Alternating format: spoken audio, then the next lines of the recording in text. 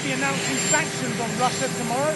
We're going to see what we will see tomorrow, okay? We have the Secretary General, as you know, Europe has announced sanctions. But I am very disappointed with President Putin. You know, I thought he was somebody that meant what he said, and he'll talk so beautifully, and then he'll bomb people at night. We don't like that. You were able to accomplish 20 promises so far. Yeah, I think we've more than delivered. Thank you for saying that. But, you know, we made a lot of promises, and we've actually given a lot more promises than we even made. Yeah.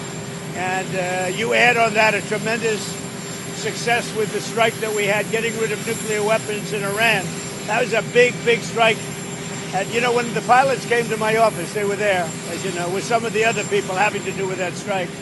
And they said something very interesting. They said, you know, we've been practicing this for 22 years, but no president had the guts to tell us to do it.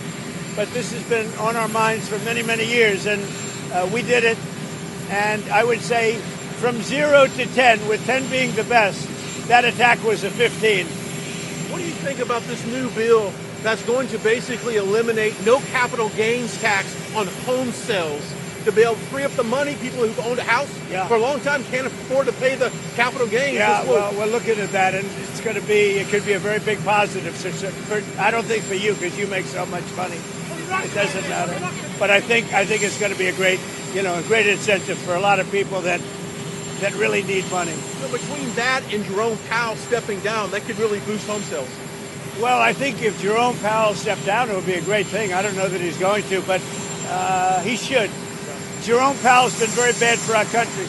We should have the lowest interest rate on earth, and we don't.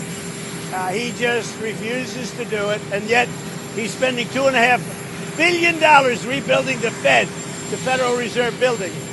And I don't know what he knows about building, but you talk about cost overrun. So he got this approved, and he started the work during the Biden administration.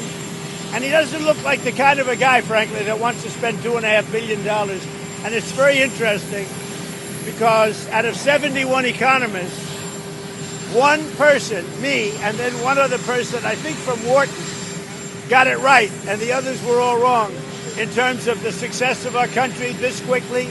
We have no inflation. We have cash pouring in.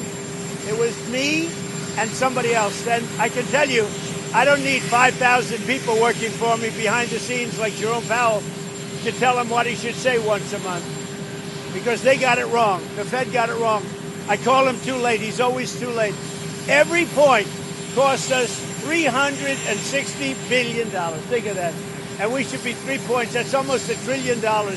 Approximately $1 trillion less we should be just with the signing of a piece of paper. So we'll see what happens. I mean, you're telling me he's going to quit. I hope he quits. I don't know that he's going to quit, but he should quit because he's been very bad for the country.